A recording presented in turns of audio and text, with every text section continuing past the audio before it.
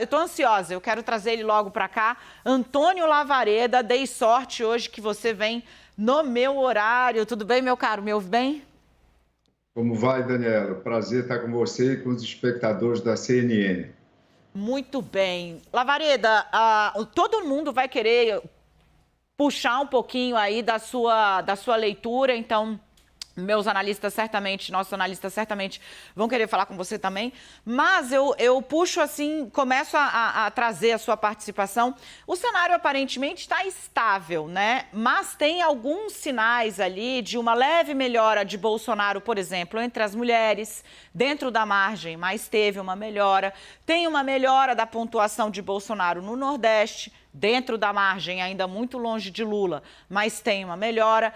Há algum motivo para o governo celebrar, Lavareda? Tem uma frestinha de boa notícia para o Palácio do Planalto nessa pesquisa? Ou o olhar macro sugere que, devagar com o andor, que o santo ainda é de barro?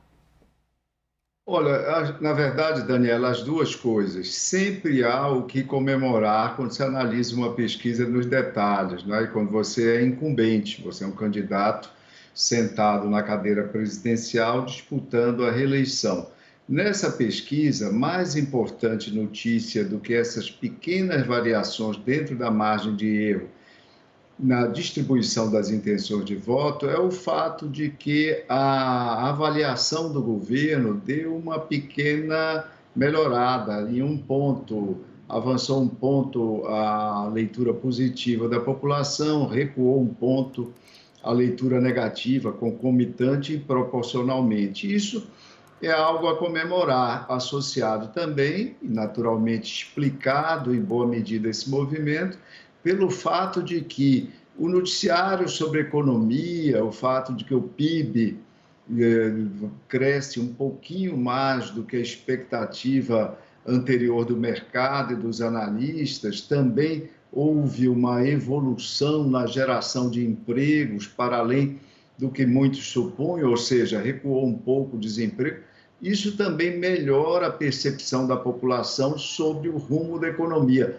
Mas note-se que a avaliação de que a economia do país caminha no rumo errado continua muito alta, acima de 60%. E é isso que limita, em grande medida, a possibilidade de resgate de uma avaliação positiva mais substantiva, mais efetiva, que, por seu turno, possa trazer pelas rédeas, por assim dizer, as intenções de voto no incumbente, ou seja, as intenções de voto de Jair Bolsonaro.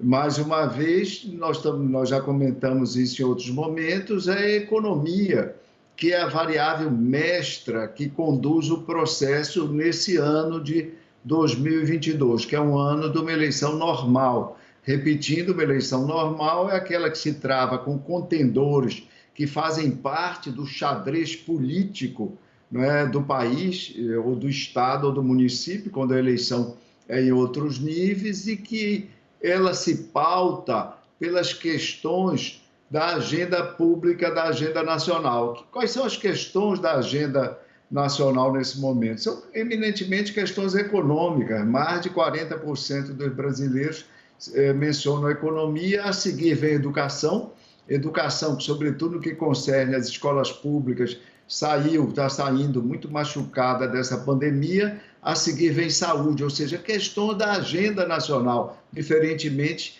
de 2018, em que boa parte do país, indignada, fazia uma leitura de uma relação de causalidade entre a crise econômica de então e os escândalos revelados pela Lava Jato, e o sentimento predominante era de indignação, levando a uma votação antissistema em candidatos outsiders em vários níveis da disputa, Daniela.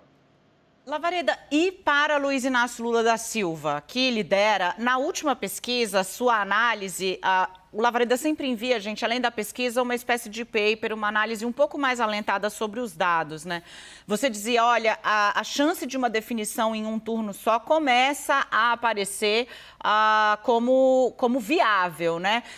Isso ainda está lá, está presente, pensando em votos válidos, 45, Lula está partindo de um patamar muito alto. Para falar de quem lidera, o que a gente tem de notícia?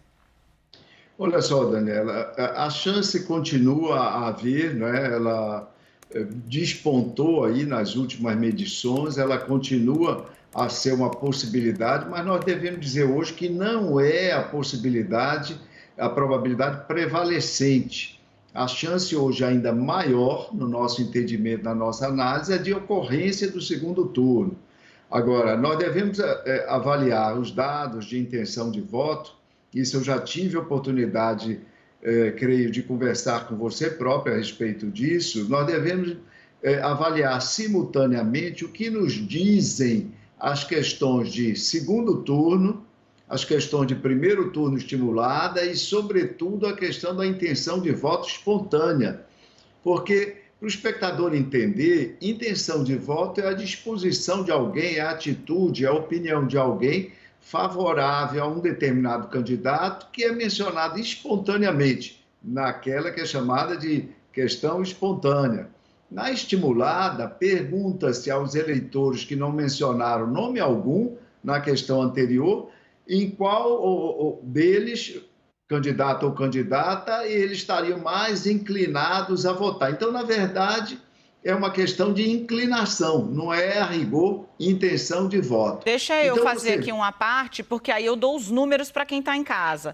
Lavareda está te falando, é importante você dar uma olhada na pesquisa quando a gente traz a menção espontânea, que é aquela que mostra, como ele explicou para vocês, mais cristalização da intenção do eleitor, né? Lula, na espontânea do IPESP agora, de hoje, 39%. Jair Bolsonaro, 29%.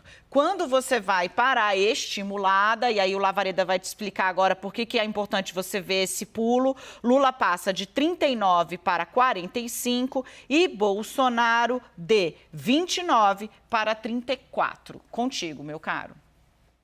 Veja só, Daniela e os espectadores, por que é importante essa intenção de voto espontâneo?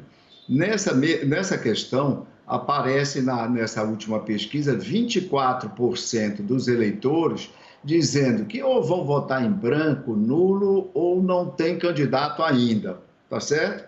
Perto de 1/4 do eleitorado.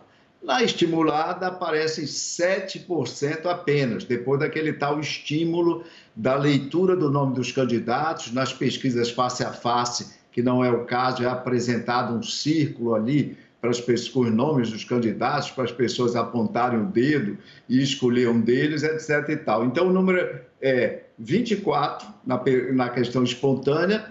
Esses 24 nós podemos chamar de alienação, tecnicamente o nome de quem não vota, vota em branco, nulo ou se abstém. No caso, nós estamos somando também a isso aqueles que dizem que ainda não tem um candidato, 24%, e na estimulada, 7%. Qual desses dois números, alienação, Daniela, deverá ocorrer, ou está mais próximo do que deverá ocorrer? Esses 7% da questão estimulada ou esses 24% da questão espontânea? Os 24% da questão espontânea. Na última eleição, Daniela, em 2018, não votaram em nenhum candidato, ou seja, se abstiveram, votaram branco ou nulo, nada menos que 27% dos eleitores brasileiros. Um pouco mais do que 40 milhões de eleitores não votaram em ninguém em 2018. Nós podemos esperar esse ano que a alienação eleitoral seja parecida com essa, se for menor pelo grau de entusiasmo que os dois candidatos despertam, os dois candidatos líderes, pode diminuir e ficar em 25, 24, exatamente como a questão espontânea caracteriza. É por isso que eu revelo a vocês que, em termos de intenção de voto, eu dou uma importância especial às intenções de voto manifestadas na questão espontânea. E se você vê essas intenções de voto, você vê que o Lula tem uma liderança de 3 pontos sobre a soma de todos os demais, tá certo? Então, a espontânea dá vitória no primeiro turno, a estimulada não dá vitória no primeiro turno. Combinando essas duas informações, eu acho que é muito cedo para poder se prognosticar eleição resolvida no primeiro turno. Ainda há muita água para correr sobre essa ponte, Daniela. 4 meses. Lavareda, fica comigo. Eu quero mostrar um recorte dessa pesquisa que saiu hoje do IPESP, mostrando as intenções de voto conforme a renda familiar mensal. Vamos dar uma olhadinha nessa ilustração? Olha só. Veja que, né, entre quem ganha até 2 salários mínimos, Lula tem 51%, Bolsonaro 26%, Ciro Gomes 9%. Quando você vai para os que ganham entre 2 e 5, há uma divisão. Lula tem 40%, Bolsonaro 39%, estão empatados, Ciro Gomes 11%.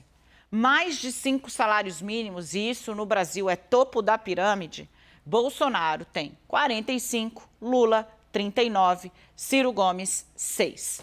Por que eu chamo sua atenção para esse dado? E aí eu peço já para o Lavareda fazer a análise. Lavareda, quando você tem o país como um Brasil, eu fui hoje olhar os dados da última PNAD contínua, para não falar bobagem. E, cara, 63% dos domicílios no Brasil, segundo a PNAD, 63% tem renda que cabe aí até 2 salários mínimos. Isso mostra para a gente por que essa vantagem de Lula nesse extrato, se o Edu puder mostrar de novo para a gente a tela com esse extrato, como ele é muito largo num país como o Brasil, essa vantagem acaba se tornando um ativo muito importante para Luiz Inácio Lula da Silva. Está aí, ó. Dentro dessa categoria que ganha até 2 salários mínimos, você tem a maioria dos domicílios brasileiros, dos eleitores. É por isso que essa liderança de Lula nesse extrato torna o trabalho de Bolsonaro mais difícil e dos outros candidatos também. Quero te ouvir sobre isso, Lavareda. Olha só, Daniela, a PNAD contínua, ela traz um estudo, um levantamento sobre médias de rendimentos em determinadas faixas, em determinados estratos da população. Os institutos têm trabalhado nessa primeira faixa até 2 salários, com percentuais em torno de 46%, que é o caso do IPESP, até 52%, que é o caso do último Datafolha, não ultrapassando nunca os 60% nesse primeiro intervalo, ou seja, nessa primeira faixa de renda. Ainda assim, é importante, como você ressaltou, destacar o fato de que a maioria da população brasileira e a maioria dos seus eleitores é pobre, tem uma renda que vai até 2 salários mínimos. Lembrar que não estamos falando de uma renda de 2 salários mínimos, um contingente importante superior a 20%, que fica aí entre 21% e 28%, percebe apenas 1 salário mínimo, em torno até 1 salário mínimo de renda mensal. Então, estamos falando do eleitorado muito pobre. Esse eleitorado, obviamente, é o mais afetado pela carestia, ou seja, pela inflação, pelo custo de vida, que destrói, que desgasta o seu poder de compra e torna a vida e o consumo, a começar do consumo de alimentos dentro dos lares, uma situação angustiante, um quadro angustiante. É essa população que é mais afetada pelo desemprego, né? E também é a população que é mais afetada pela deterioração dos serviços públicos de uma forma geral. E durante a pandemia, eu chamei atenção há pouco, e depois da pandemia, a escola pública no país bastante afetada, e seus alunos bastante afetada pelo ensino online, ao qual muitos não tiveram acesso, ou quando tiveram acesso foi de forma precária, ou seja, prejudicando seu horizonte de vida, seu horizonte profissional, a renda futura desses garotos, garotas e de suas famílias, Daniela. Lavareda, muitíssimo obrigada pela participação aqui no CNN 360. As suas pesquisas, o IPESP faz pesquisa todas as semanas, eu vou voltar para cá, o que nos ajuda a ter um filme muito completo sobre essa eleição. Tem sido um instrumento muito importante para todos nós jornalistas e para a opinião pública em geral. Meu caro, muitíssimo obrigada, até super a próxima. Obrigado a você e boa tarde aos espectadores da CNN, Daniela. Valeu, meu caro.